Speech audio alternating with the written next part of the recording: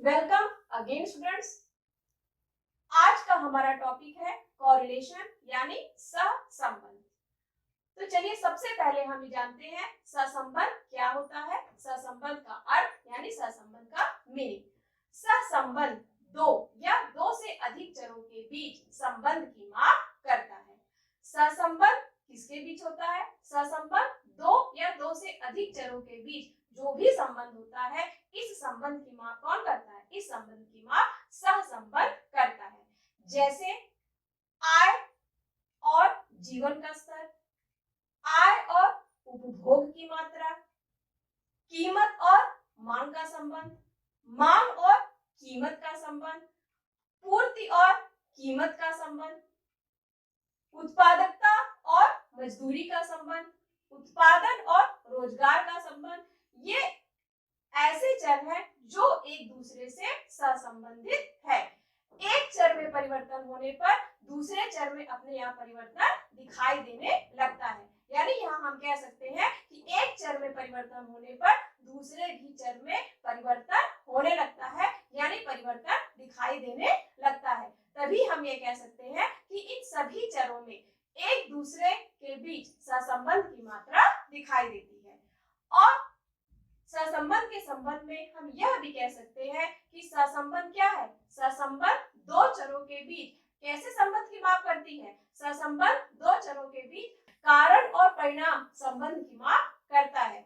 और आगे हम ये देख सकते हैं सहसंबंध एक सांख्यिकीय तकनीक है और इस सांख्यिकीय तकनीक की सहायता से यह दो या अधिक चरों के बीच सहसंबंध की माप करता है। अब हम ये भी कह सकते हैं सहसंबंध दो या दो से अधिक चरों के बीच पारस्परिक संबंध की माप करता है। सहसंबंध दो या दो से अधिक चरों के बीच संबंध की दिशा की माप करता है। सहसंबंध दो या अधिक चरों के बीच सहसंबंध की मात्रा की माप करता है। तो चलिए पूरी तरह से अब हम ये कह सकते हैं सहसंबंध क्या है? सहसंबंध दो या दो से अधिक चरों के बीच कारण परिणाम संबंध की माप करता है। यानी correlation describes the relationship between two or more variables. Correlation describes the relationship between two or more variables. अब इसी क्रम में हम देखते हैं सहसंबंध की परिभाषा यानी डेफिनेशन। तो डेफिनेशंस के अंतर्गत हम सबसे पहले हम देखते हैं प्रोफेसर किंग की परिभाषा। प्रोफेसर किंग के अनुसार प्रोफेसर किंग ने बताया है जब दो चरों के बीच कार्य कारण संबंध की मात्रा की माप ही सहसंबंध कहलाता है। उसके बाद सहसंबंध संबंधित परिभाषा दी है प्रोफेसर कॉर्नर ने। प्रोफेसर कॉर्नर के अनुसार प्रोफेसर कॉर्नर ये कहते हैं कि जब दो या अधिक चरों के बीच सहानुभूति में परिवर्तन होता है, जब दो या अधिक चर सहानुभूति में परिवर्तित होते हैं, यानी जब एक चर में परिवर्तन होता है तब दूसरे चर में भी परिवर्तन दिखाई देने लगता है या दूसरे चर भी परिवर्तित होने लगते हैं, तब यहाँ हम कह सकते हैं इन चरों के बीच सहसंबंध की मात्रा दिखाई देती है। तो चलिए इन दोनों परिभाषाओं के आधार पर भी हम ये कह सकते हैं सहसंबंध दो या अधिक चरों के बीच कार्य कारण संबंध की माप करता है। अब इसी क्रम में हम ये देखते हैं कोरिलेशन एनालिसिस यानी सहसंबंध विश्लेषण। तो सहसंबंध विश्लेषण के अंतर्गत सबसे पहले है डायरेक्ट रिलेशनशिप यानी प्रत्यक्ष संबंध। तो हम यहाँ ये कह सकते हैं प्रत्यक्ष संबंध के अंतर्गत हम ये कह सकते हैं कि जब हम ये देखते हैं कि दो चरों के बीच प्रत्यक्ष संबंध है, दो चरों के बीच जो भी संबंध है वह प्रत्यक्ष रूप से अगर दिखाई दे रहा है तो हम ये कह सकते हैं कि दोनों चरों के बीच प्रत्यक्ष सहसंबंध दिखाई दे रहा है। जैसे आप ये कह सकते हैं मांग और कीमत के बीच संबंध या कीमत और मांग के बीच संबंध। तो ये ऐसे संबंध होते हैं जैसे मांग क्या है? मांग प्रत्यक्ष रूप से कीमत से प्रभावित होती है। जब कीमत बढ़ जाती है तो मांग घट जाती है और जब कीमत घट जाती है तो मांग बढ़ जाती है। तो जब इस तरह के सहसंबंध के बारे में हम देखते हैं, जब एक चर का दूसरे चर पर जो भी प्रभाव होता है वह प्रत्यक्ष रूप से दिखाई देता है, तब हम इसे ये कह सकते हैं कि ये दोनों चर प्रत्यक्ष रूप से एक दूसरे के साथ सहसंबंधित है। इसी क्रम में हम देखते हैं correlation due to any other common cause, यानी सहसंबंध प्रत्यक्ष रूप में ना होकर किसी अन्य के द्वारा प्रभावित हुआ है, किसी अन्य चर से वह सहसंबंधित है। तो यहाँ हम ये कह सकते हैं कि जरूरी नहीं है कि दो चरों के बीच जो भी सहसंबंध है वो प्रत्यक्ष रूप से दिखाई दे, वह अप्रत्यक्ष रूप से भी हो सकता है। यानी सहसंबंध आवश्यक नहीं है कि प्रत्यक्ष रूप से हम उसे जान सके, अप्रत्यक्ष रूप से भी दो या अधिक चरों के बीच सहसंबंध दिखाई देता है। जैसे हमने यह देखा, अगर हमने सहसंबंध की जांच की किसके बीच, कार रखने वाले लोग और मोबाइल फोन रखने वाले लोग, अगर इन दोनों के बीच सहसंबंध धनात्मक रूप से दिखाई देता है तो इसका अर्थ यह नहीं है कि हर कार रखने वाला व्यक्ति मोबाइल फोन रखता हो। तो कार रखने वाला व्यक्ति मोबाइल फोन रखता हो, रख भी सकता है, लेकिन जरूरी नहीं है कि यही फैक्टर एक साथ काम करे। तो मोबाइल फोन रखने का एक और फैक्टर भी होता है आई फैक्टर, जो यहाँ पर है तो पर वह अप्रत्यक्ष रूप से सहसंबंधित है। प्रत्यक्ष संबंध कहाँ दिखाई दे रहा है? प्रत्यक्ष संबंध दिखाई दे रहा है कार रखने वाले और मोबाइल फोन रखने वालों के बीच, लेकिन यह प्रत्यक्ष रूप से सहसंबंधित है किसके बीच? आय के बीच में। अगर आय आपकी अच्छी है तो मोबाइल फोन रखने में कोई बहुत बड़ी बात नहीं है, अच्छी आय वाले अच्छे से अच्छा मोबाइल फोन रख सकते हैं।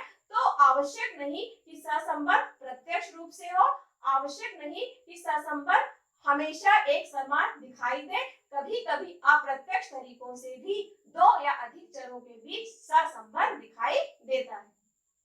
इसके बाद नेक्स्ट है म्यूचुअल रिएक्शन, यानी परस्पर निर्भरता।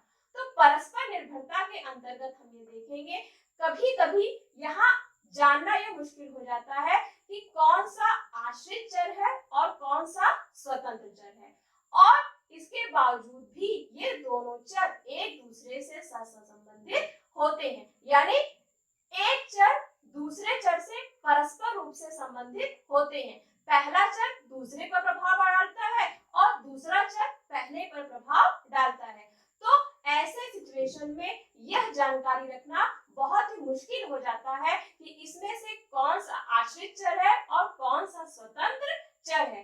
तो इस सिचुएशन में हम ये कह सकते हैं कि इन चरों के बीच परस्पर निर्भरता का संबंध है, यानी दोनों एक दूसरे से पूरी तरह से सहसंबंधित है। एक का असर दूसरे पर पड़ता है और दूसरे का असर पहले पर पड़ता है।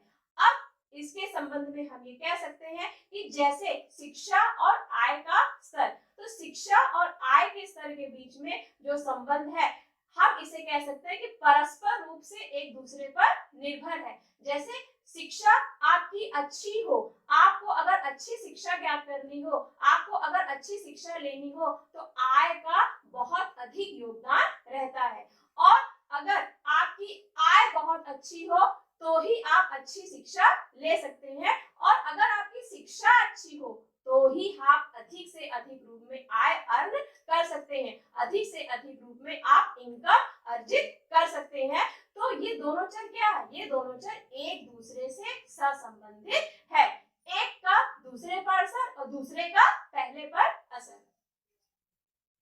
नंबर 4 पर है यूजलेस कॉरिलेशन, यानी निरर्थक सहसंबंध। कभी कभी ऐसा भी देखा गया है, कभी कभी यह भी दिखाई देता है कि दो चरों के बीच सहसंबंध तो होता है, परंतु उन दोनों चरों के बीच किसी भी प्रकार का कारण परिणाम संबंध दिखाई नहीं देता। ऐसी स्थिति में हम ये कह सकते हैं कि इन दोनों चरों के बीच सहसंबंध निरर्थक सहसंबंध है, यानी यूजलेस कॉरिलेशन है। चलिए अब हम देखते हैं टाइप्स ऑफ कॉरिलेशन, यानी सहसंबंध के प्रकार। सहसंबंध के प्रकार के अंतर्गत सबसे पहला है पॉजिटिव एंड निगेटिव कॉरिलेशन, यानी धनात्मक और ऋणात्मक सहसंबंध।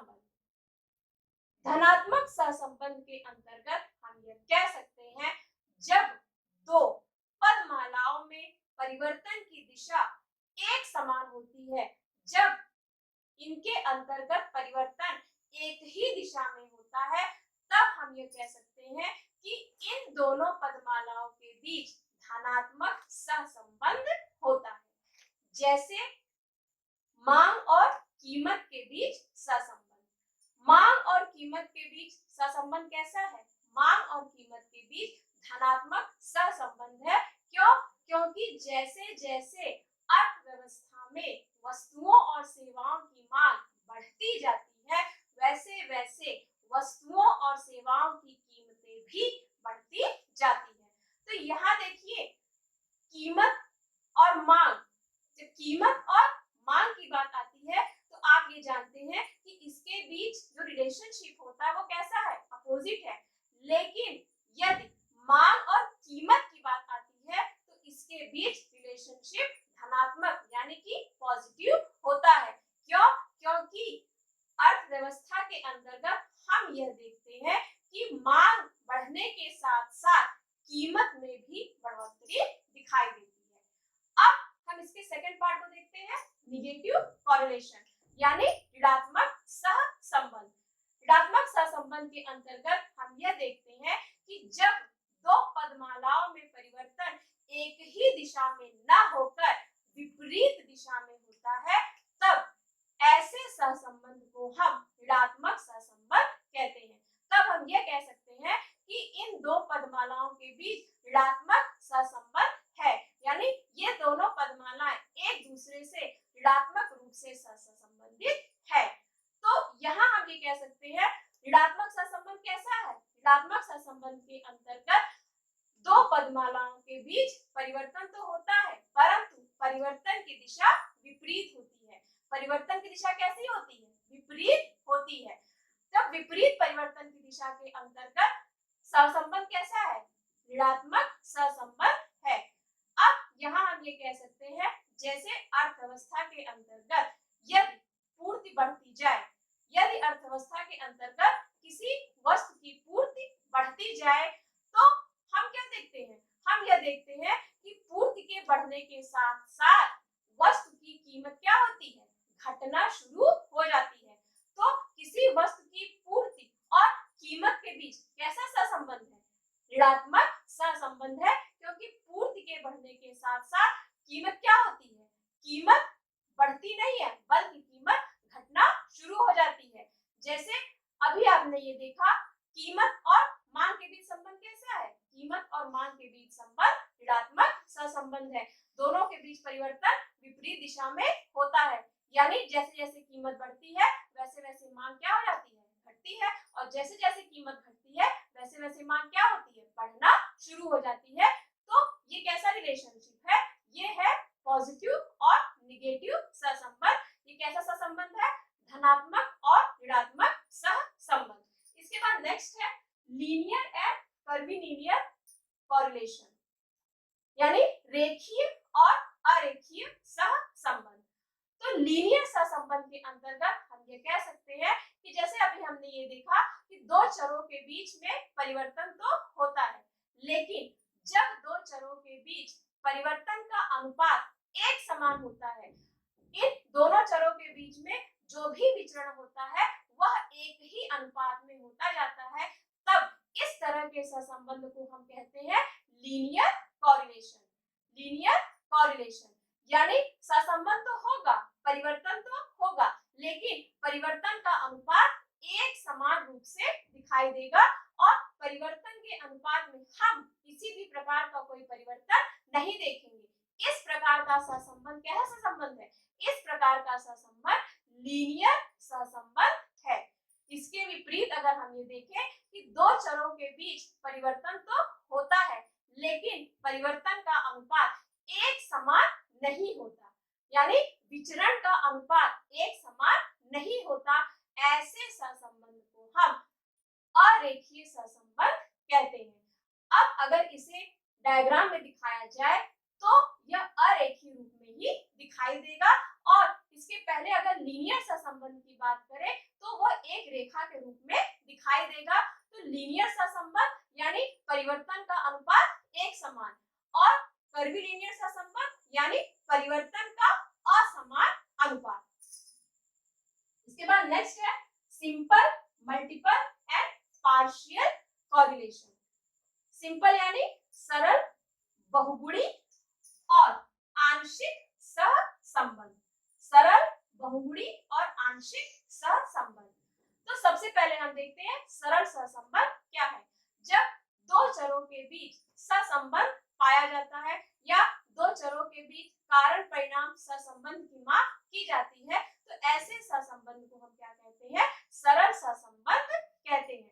तो सरल सहसंबंध के अंतर्गत एक क्या होता है, एक होता है कारण और स्वतंत्र चर और दूसरा होता है परिणाम और आश्रित चर। यानी एक में परिवर्तन होता है और उस परिवर्तन का असर दूसरे चर पर दिखाई देता है।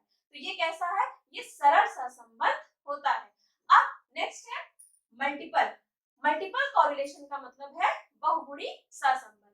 तो बहुगुणी सहसंबंध के अंतर्गत हम ये देखेंगे कि जो परिवर्तन करने वाले चर हैं, यानी यहाँ हम ये कह सकते हैं कि जो स्वतंत्र चर है वो एक नहीं है, स्वतंत्र चर एक से अधिक है। स्वतंत्र चर एक से अधिक है और आश्रित चर क्या है, आश्रित चर केवल एक ही है और ये सभी स्वतंत्र चर मिलकर आश्रित चर पर प्रभाव डालते हैं, आश्रित चर को प्रभावित करते हैं। जैसे हम ये कह सकते हैं कि उत्पादन, जब हम उत्पादन की बात करते हैं तो उत्पादन क्या है, उत्पादन एक कंबाइंड इफेक्ट है। उत्पादन समस्त साधनों को जोड़कर बनाया गया है। समस्त उत्पादन के साधनों के परिणाम स्वरूप ही वह सामने आता है, उत्पादन संभव बनता है। तो उत्पादन क्या है, उत्पादन यानी कि प्रोडक्शन हम कह सकते हैं। प्रोडक्शन क्या है, कंबाइंड इफेक्ट है। प्रोडक्शन कंबाइंड इफेक्ट है। इसका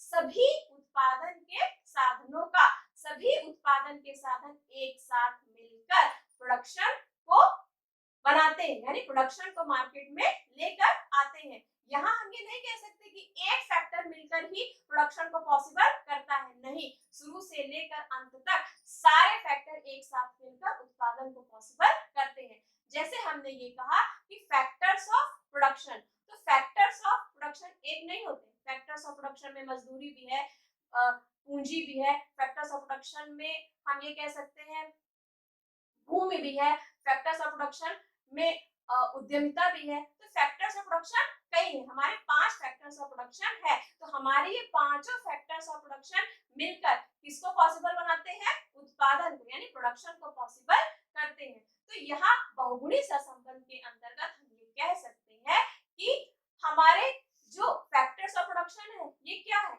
ये स्वतंत्र चर है और प्रोडक्शन हमारा क्या है, प्रोडक्शन हमारा आश्रित चर है। तो जब ऐसे सहसंबंध की गणना हमें करनी होती है तब हम इसे क्या कहते हैं, तब हम इसे बहुगुणी सहसंबंध कहते हैं। इससे नेक्स्ट हमारा है पार्शियल कोरिलेशन, यानी आंशिक सहसंबंध।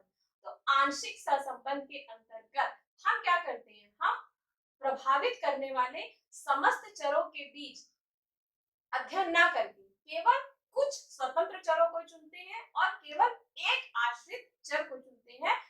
अब चुनना क्या है, आश्रित चर तो केवल एक ही है, इसलिए जब ऐसे सिचुएशन में हम कुछ स्वतंत्र चर और एक आश्रित चर इन दोनों के बीच जब सहसंबंध की गणना करते हैं तो इसे हम क्या कहते हैं, तो इसे हम आंशिक सहसंबंध कहते हैं।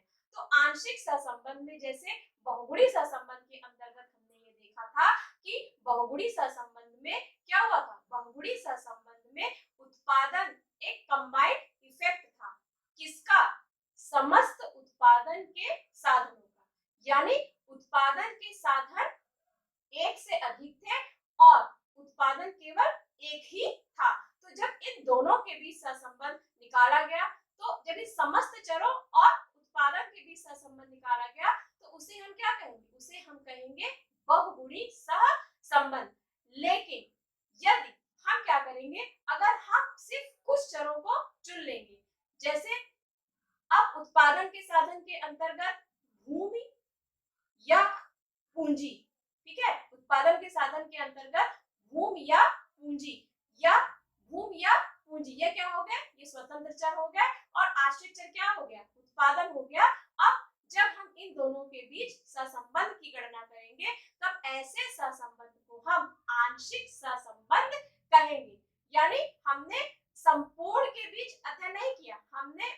बीच कुछ चरों को चुन लिया और उन स्वतंत्र और आश्रित चरों के बीच सहसंबंध की गणना की। इस तरह के सहसंबंध को हम आंशिक सहसंबंध कहते हैं। तो अभी हमने क्या देखा, सरल, multiple and partial correlation. Simple यानी दो चरों के बीच सहसंबंध, दो चरों के बीच कारण और परिणाम सहसंबंध। मल्टीपल की बात करें तो मल्टीपल में क्या होगा, मल्टीपल के अंतर्गत स्वतंत्र चर क्या होंगे, स्वतंत्र चर एक से अधिक होंगे और आश्रित चर क्या होगा, केवल एक ही होगा। और पार्शियल कोरिलेशन के अंतर्गत, पार्शियल कोरिलेशन के अंतर्गत हम क्या करेंगे, हम चुन लेंगे एक या दो स्वतंत्र चर, एक या एक से अधिक स्वतंत्र चर और केवल एक ही आश्रित चर, इन दोनों के बीच सहसंबंध की गणना करेंगे। अब इसी क्रम में हम देखेंगे इंपॉर्टेंस ऑफ कोरिलेशन यानी सहसंबंध का महत्व। देखिए सहसंबंध के बारे में अभी हमने बहुत कुछ देखा, बहुत कुछ जाना, तो ये जान लीजिए कि सहसंबंध का हमारे प्रत्येक जीवन के क्षेत्र में बहुत ही अधिक महत्वपूर्ण योगदान है।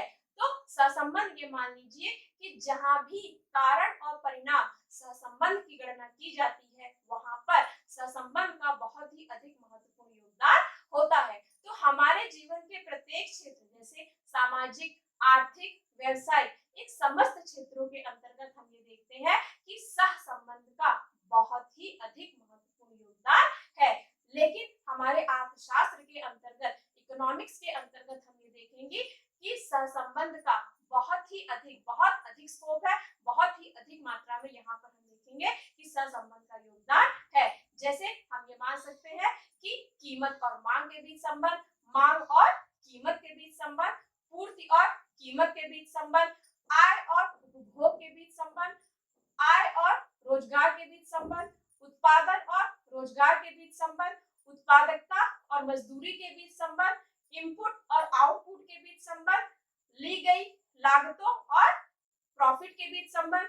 तो ये सारे संबंध कैसे हैं, ये सारे संबंध अर्थशास्त्र के अंतर्गत बताए गए हैं। तो इन सभी के बीच जो भी सहसंबंध होता है उसे हम सहसंबंध की सहायता से निकालते हैं।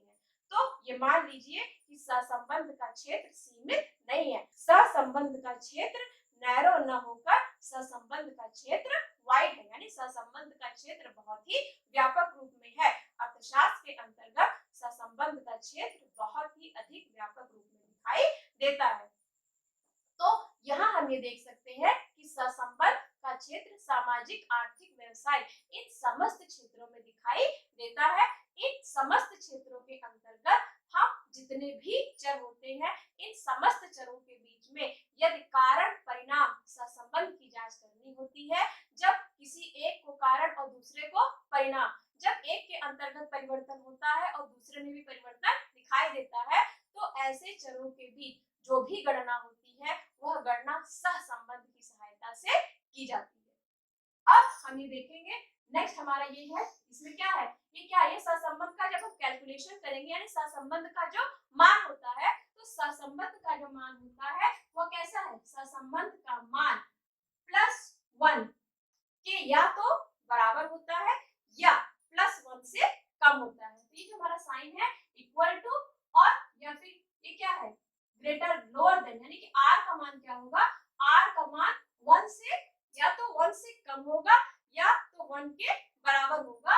अब सेकंड स्थिति है -1, r का मान -1 के या तो बराबर होगा या -1 से अधिक होगा। r का मान कैसा होगा, या तो -1 के बराबर होगा या -1 से अधिक होगा। तो यहाँ हमने आज ये देखा टाइप्स ऑफ कोरिलेशन कैसे थे। Types of correlation positive, negative, linear, curvilinear, simple, multiple and partial. ये सभी अलग अलग तरह के सहसंबंध के